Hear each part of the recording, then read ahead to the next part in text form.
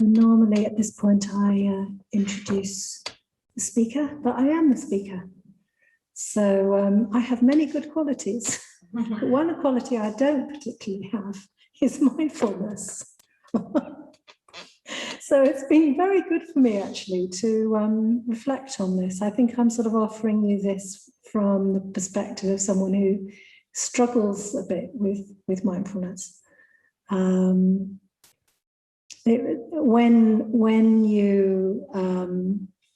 When someone's ordained, the way that they partway along their training for ordination, they ask someone to be their preceptor, which means the person who will eventually ordain and witness their step into the order. And when you become a preceptor, you need to ask quite a lot of your friends for feedback about your sort of limitations and qualities and suitability, I suppose, for that role. And they asked, we all decided to ask my partner Chant Mantras, who I've lived with for 25 years, what he thought my kind of qualities and limitations were.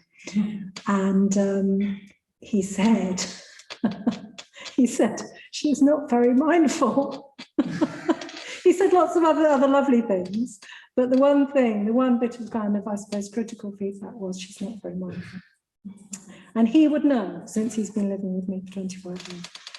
So, so I do find this a challenge, and I found this useful to reflect on. And so I'm going to offer some images and some metaphors and some ideas and tell you some stories. And I'll just also say that some of the sources that I've used, one of them is, well, often when I'm researching a talk, I'll often go to source material from Sangha, the founder teacher of Triratna. And indeed here I found a particular text which I found very helpful. And I also went to listen to a talk by another very, very favourite teacher and friend of mine, Viveka, who's based in the States. And she's done a huge amount to contribute to meditation teaching and mindfulness in Triratna over 2 decades, really. And the other person that I looked at was Larry Rosenberg, who's probably one of the main teachers of the Insight Meditation Society. And he wrote this book called Breath by Breath, which a lot of you will know, I would imagine. So this is a very, very good book on the main mindfulness practice. So I had a look at that as well. So just so as you know, sort of where this came from, as well as my own reflections. And I think the reason I find mindfulness difficult is that I'm quite greedy. So I love ideas, I love stimulation, I love, like more, it's never enough. And so that doesn't help particularly. So that's what I have to work with. But the themes I'm going to cover this evening are integration, surrender, and simplicity. So those are sort of three ways in, 3 doorways, if you like, into reflecting on mindfulness. So integration, this is where we bring parts of ourselves into relationship. We're bringing together the sort of streams of ourselves, the different streams of ourselves, into some sort of conscious awareness. And Viveka offers this image, which I think isn't traditional particularly.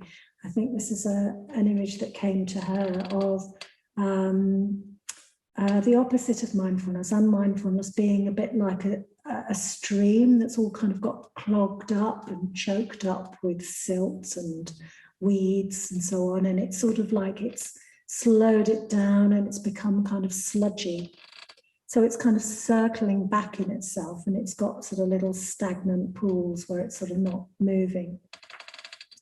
And that's quite different from energy sort of moving and flowing through, you know, that sort of unobstructed kind of momentum. And so in a way, a mindful person is someone in whose being their energy is really flowing.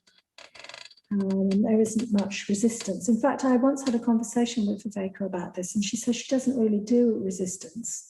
And I just thought, I mean, my heart just opened. I just thought, oh, imagine that. Imagine wandering through the world without feeling a sense of resistance. I would love that. I usually have at least 5%, and sometimes kind of 49% of myself doesn't really want to do whatever it is. And and she really is like that. You know, she's just like, she's like a real sort of force of nature, amazing woman. So what she says about this is really in a way to ask our question of ourselves: why isn't our energy flowing? Why don't we feel that sort of uncomplicated responsiveness? Why isn't something rousing us? And to really cherish those moments when you have a sense of the value of what you're doing. And actually, I must say, a lot of the time around the Buddhist Center, I do feel quite unobstructed in that way. You know, I do think what we're doing right now does seem really valuable, and I can really be behind it. And that does mean that I can kind of pay attention in a particular way. So one of the Pali words that mindfulness translates, Sangha did mention this word last week, is something called sampajana. Maybe Vajradevi will talk about it next week too. So sampajana is often translated as continuity of purpose. So it's got this same idea as well, you know, like kind of heading in a direction, making a decision where you're going and what you're doing, and just kind of following the thread of that, rather than getting distracted to one side or the other. I wonder if one of the reasons Shanti Prabhu says I'm not very mindful is that we can really, of the few occasions we irritate each other, one of those moments is when we're sort of walking through a town that we don't know, and I'm like distracted by all the shops and all the views, and shall we go in here, and oh, look at that, no, and oh, there's a little park over there, and Shanti Prabhu thought that we decided that we were going to go and buy, you know, some shoes or something. So he cannot understand why I want to sort of look down every alley and look in every shop window. So I suppose my concept of being in an interesting new town is that part of the purpose of being there is to look down every alley and look in every shop window. So maybe we've just not aligned with what our sense of what the purpose of being there is. But you see what I mean? You know, sort of like he's got the kind of, we're going to buy some shoes, therefore we go to a shoe shop, you know. So there's this continuity of purpose, and what support can we find to remember our purpose? So it's not like we're trying to find the sort of true person with the single quality. We have multiple selves, so can they coexist? Can the person who loves company coexist with the same person who loves to be alone? Can the person who wants to be sort of active and doing things be at peace with the person who likes to be still and meditating? All of that is the same person. So yeah, it's not, you know, like it's kind of integrating the multiplicity of selves. It's not just finding some kind of single natured being in yourself. And I think this also relates to balance. In these 5 spiritual faculties, there are these different aspects of spiritual practice, and some of them balance each other. So 2 of them, for example, are faith and wisdom. So if faith isn't balanced, it becomes a bit sort of fanatical. So it needs to be balanced by wisdom. But if wisdom isn't balanced, it can turn a bit kind of cold and analytic. So faith balances it really well. So these two, and energy and meditation are the same, they balance each other. But in that particular model, mindfulness doesn't need balancing. It is the balance. Sangha actually says it's so pivotal to Buddhism. Mindfulness is so pivotal to Buddhism because balance itself is so pivotal to Buddhism. The Buddhist spiritual life is the balanced life at the highest possible level and in the broadest possible sense. If we're not trying to be balanced, then we're not really practicing Buddhism. Being Buddhist really means always trying to avoid slipping into extremes, or rather rising above the tendency to slide to one extreme or the other. It means looking for a point of balance, the pivot or fulcrum, as it were, between rather than above the extremes. And we do this through the exercise of mindfulness. So that comes from the Three Jewels, his book, The Three Jewels. So eventually it can be a way of living this harmonized self, this balanced self, and not getting blown about by things. And I'll tell a story later about how I think that can work. So that's the section on integration. So there's another aspect to this, which is surrender. When we're learning the mindfulness of breathing and practicing the mindfulness of breathing, one of the things we learn is not to control the breath. Or if we do, and often we do, I'm sure I do, we learn to bring awareness to that tendency to control. So there's something about, Larry Rosenberg puts it like this, it's like we think if we don't keep things in their place, they'll fall apart. Most of us are quite good at controlling, and what we'd like is to be better at it. So there's something around mindfulness which is actually just letting things be as they are. So sometimes we even turn mindfulness into a kind of control.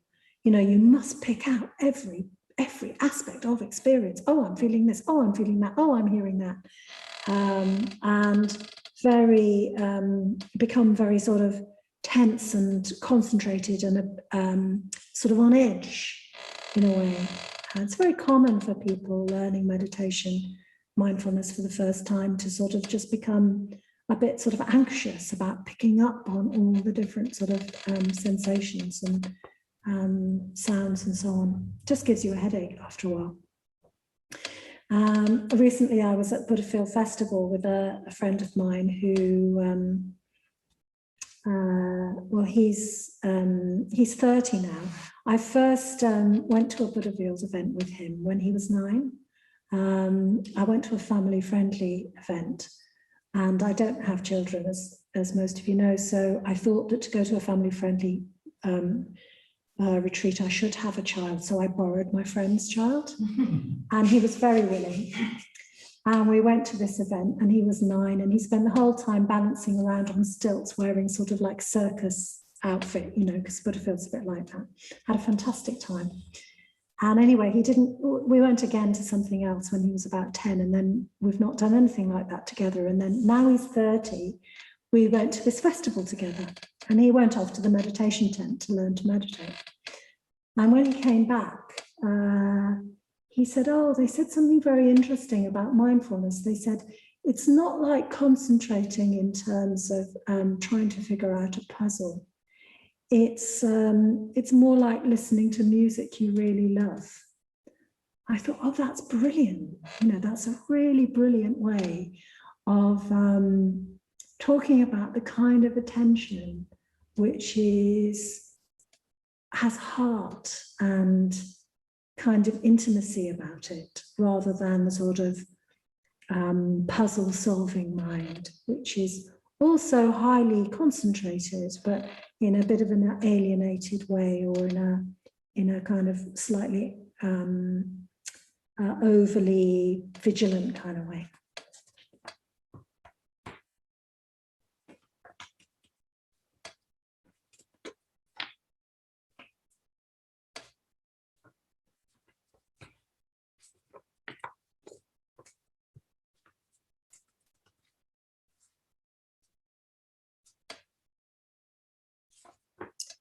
So the third aspect of mindfulness I want to talk about is simplicity.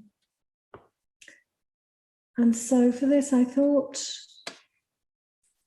this image here was actually a very beautiful reminder of this aspect of mindfulness. So this is Amitabha, the red Buddha of the West, representing meditation, love. And he's holding up a flower. And what does it mean? What does it mean when he holds up this flower? So it's almost like he's saying, what do you see? What do you see? Just this. What's happening right now? All there is, there's no words, there's no concepts, there's this flower. And he's holding it. And it's almost like, it's like a mirror. You're just taking it in as it is. That's all he's asking you to do. And a mirror is unbiased. It sees what it sees. It doesn't distort it. It doesn't judge it. It just takes it in. And maybe some of you that have been on retreat, maybe you've had this experience of being on retreat and going for a walk and just seeing things just in their sort of simple beauty. That they're just like a sort of bunch of berries in a hedgerow, or a slug, or sort of ripples on the water, or a particular tree. And you can be completely fascinated for ages, just taking this in a way that in your day-to-day life you just would have walked through, walked past without giving it a second thought. And maybe even it was an expression, maybe an experience of lockdown, maybe there was a few sort of positive aspects of lockdown, in the sense that we realized that maybe we didn't need to be in a dozen places seeing, filling our diaries and seeing person after person and going to event after event, going on a different walk every day. What happens when we just more or less kind of pare down the experience and stay with how something is? And that kind of aspect of simplicity, I find very, very attractive, but I do need the conditions to do it. I found this little poem by someone called Young Pueblo. And it goes like this: I was never addicted to one thing. I was addicted to filling a void within myself with things other than my own love. I was never addicted to one thing. I was addicted to filling a void within myself with things other than my own love. So,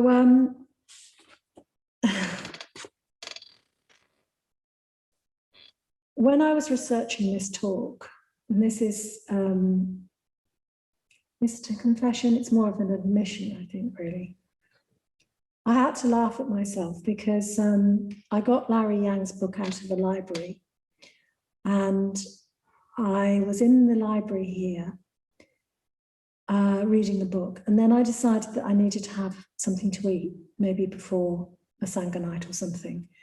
So I went and got the thing I wanted to eat, and then I came back and ate it and tried to carry on reading the book.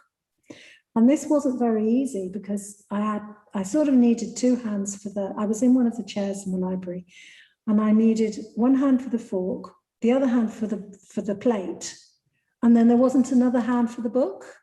So I was trying to sort of like prop everything up, sort of like try and hold the plate between my knees and there, and then I could hold the book. And then after a while, I realized what a complete sort of ironic kind of farce it was, me trying to read a mindfulness book while also having my dinner to prepare a talk. about mindfulness. I mean, you know, like you couldn't make it up, could you really? It was, and then I had to sort of stop, you know, when I stopped and just ate, I sat with what it was that was driving the book reading and the eating simultaneously. And it was something about some anxiety around an experience would not be enough, that somehow I was going to turn the page in this book and come across the exact idea that was the exact one I was looking for, to be able to kind of, you know, put it into the talk. And it reminded me of a sort of, you know, a sort of a driving aspect of suffering in my own makeup, which is some voice that keeps going, it's never enough. It's never, never, never enough. And this was another playing out of that particular thing. And I suppose mindfulness is the antidote to that, that this right now is enough. So, yeah, so that was a bit of a salutary experience. Although, to give myself credit, I did at least notice it, and then I sort of sat with it and sort of tried to harvest what it was that I could learn from it. And then earlier this week, I've been very sort of through the whole process of trying to manage a Buddhist center through 18 months of an epidemic. I have generally felt fairly chilled about that, actually, most of the time. But on Tuesday, I suddenly came up against this wall where I just felt completely fed up. I'll explain how, in what kind of fed upness. And I wrote to a member of the Sangha, and I said, I was at home and the dog next door, she's not at all used to being left on her own. And when she is left on her own, rare occasions, she howls, and she was howling. And I wrote to the friend, I said, I feel a bit like the dog currently next door obviously feels. She's howling. I think I'm feeling frustrated with the process of guiding an organization out of the end of COVID when it isn't really the end of COVID. And all that means for attendance, for funding, for team morale, for my morale, for planning, for almost everything. And another thing, I'm fed up with thinking I've got to be the inspiring one who's always on form and not having a day where it all feels like a massive jigsaw puzzle that someone keeps sweeping off the table. And then I said, what's interesting is just being frustrated and it being okay to be frustrated and not having to make it all right for myself or anyone else. So it's just like something about just noticing and being with the frustration without having to make it go away, without having to beat myself up about it, just enables me to observe it and not get sucked into it and dragged down by it. You know, it wasn't that I wasn't feeling it. I was feeling it, but I didn't have to identify with it or let it be the whole story. I knew there was another story. I knew that, you know, actually, you know, by and large, things are fine here. And you know, the team is very harmonious, and you know, we're doing okay, and the Sangha's doing okay. But in this moment, I could just be aware of the frustration and just be mindful of that, and that didn't need to sink me. So a couple of ideas.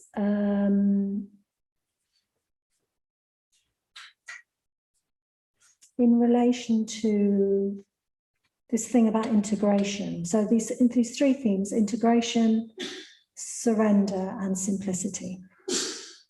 So to do with integration, one of the ways to kind of keep that sense of the thread, the continuity of the thread, which helps us sort of bring the different aspects of ourselves together. One of the ways that people can find helpful is to, in a way, dedicate their meditations to their sort of ultimate purpose. So there are people in this room, including, and I mean at home as well, in the Zoom, in all your sitting rooms and bedrooms and things at home. There are people in the Sangha who will every morning do some sort of verses or some sort of dedication of their practice, of their day, of their space, to the things that are most meaningful and precious to them. There are, you know, almost like a little puja or a little sort of ritual.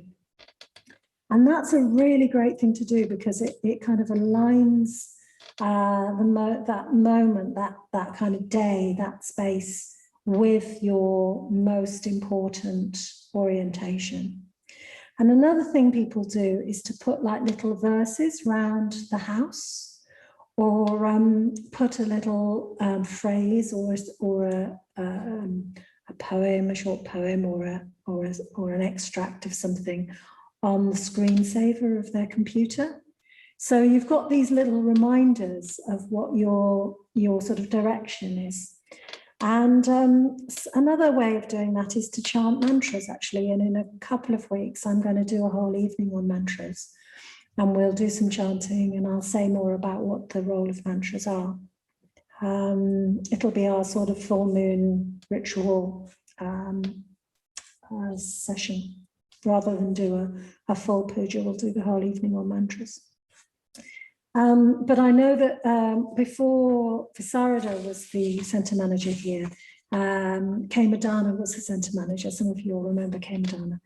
And quite regularly, Kemadana would go through the Buddhist centre chanting mantras. And he'd be, in the morning, he'd be tidying up. You know, there's a bit of a job here in the mornings where he puts everything back in place and make sure everything's kind of set fair for the day. And he would go through the building chanting mantras as he went. And it was just such a lovely practice to just kind of, you know, like tidying chairs is just tidying chairs. But if you're tidying chairs while chanting a mantra, you're sort of almost like folding your activity into its deeper purpose in a way. So yeah, I love those different ways. It's about remembering, really.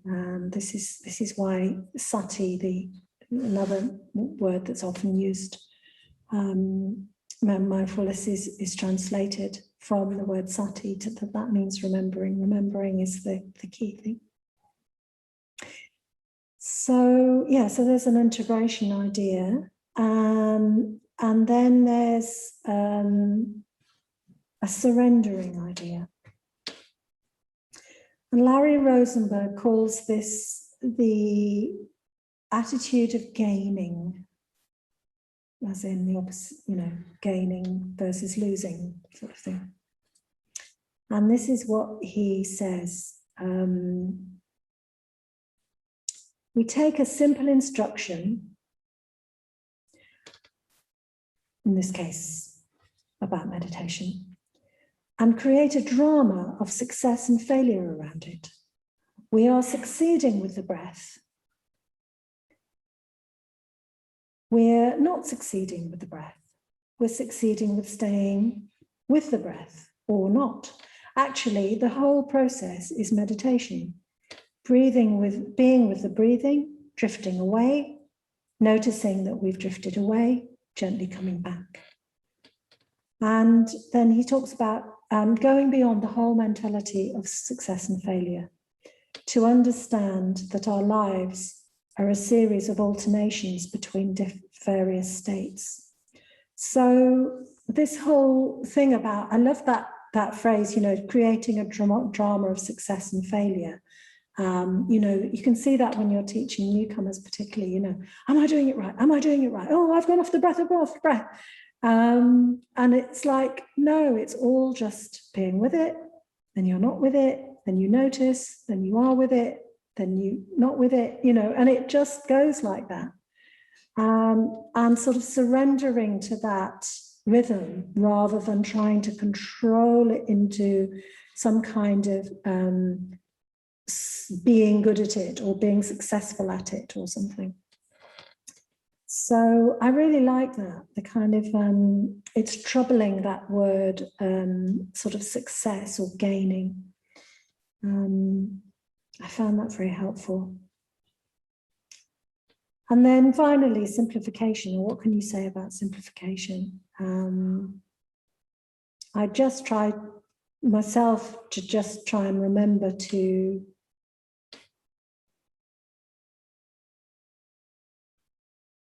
pay attention to a choice I might make where there's a simpler or a more complicated version. I have an infinite capacity to complicate things, and there's usually at least a 10% less version that I can do that would be simpler. What is that? What is that? How do I just